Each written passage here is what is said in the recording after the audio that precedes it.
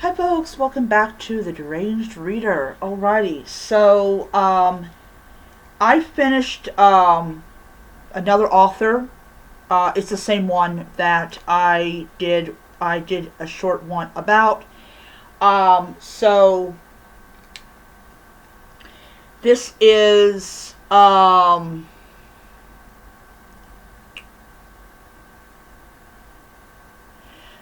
Gertrude Atherton. Alright, so first of all, I want to be like very blunt about this whole thing. Okay? I read faster on the Kindle than on the Kobo. I'm not going to mince words. The Kindle was a lot faster. And I felt like that I was actually progressing in the book instead of kind of like doing a little snail pace as I move along. So, there's a total of 8 stories in this collection from him or from her. And I want to say that I really wasn't a fan of the stories. I was not. And what I mean by that is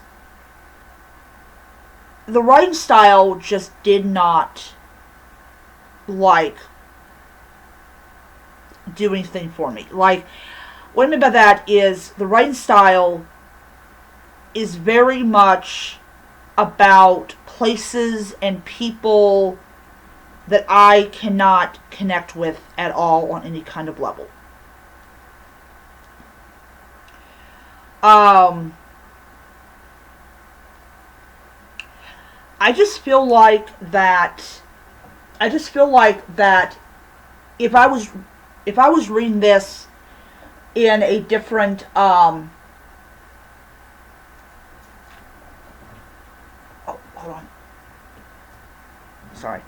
If I was reading this in a different time period or like shortly after she released these stories, I probably would be able to connect more with the characters. The last one was basically about this guy. I believe he's a banker, but he's not rich and he's addicted to like the good life. Like he absolutely loves the good life. And he just he's a very shallow individual. He's very snobbish. His wife comes into money, which is about $5,000. Now, people might think that $5,000 is not, a lot of money, but back in the day, that was a lot of money. That was a lot of money. That is the equivalent of like being a millionaire. So he immediately is like, I can now afford to have the kind of life that I want. Not any caring that it is actually his mother who got the money and not him, but he just feels like that he's entitled to that prosperity that his mother now has. And he ends up in this port town with no mother. His mother is not in the picture at this point. And he literally makes friends with this reporter whose job is to do articles about these rich people known as the cottagers. And the horror is not in any kind of supernatural creature.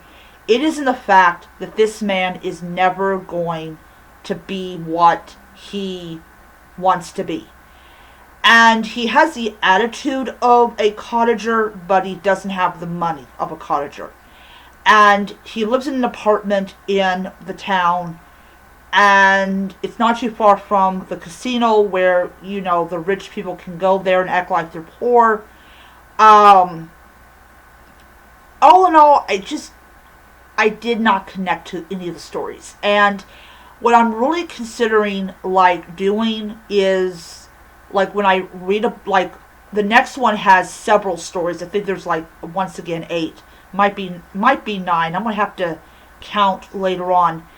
But I'm going to read one of the stories, and if I just cannot connect with the author, or I just didn't like the story, I'm going to read another one, and if I still have the same kind of, you know, reaction, I'm just going to move on to another author, because I have 122 more, like, authors to read, and if I just don't like how they write, I'm just not going to do that.